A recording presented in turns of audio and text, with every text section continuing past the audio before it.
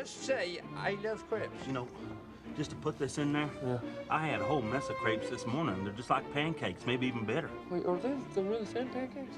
Yeah. Oh, yeah? Bon, so what if you just said, I love really thin pancakes? That is a fair compromise, no? That is a fair compromise. That's very fair. Oh, you betcha, yeah. Yeah.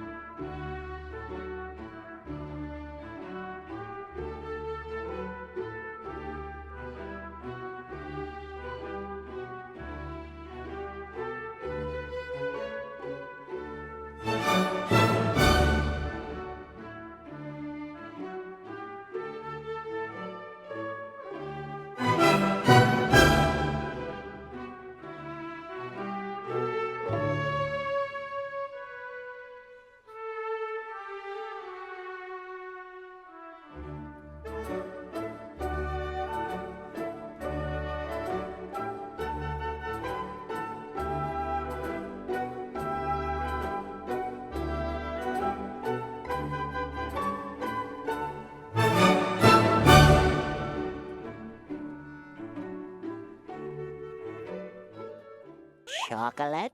Chocolate? Did you say chocolate? Chocolate? Chocolate! Chocolate! Nuts, we have pancakes for breakfast.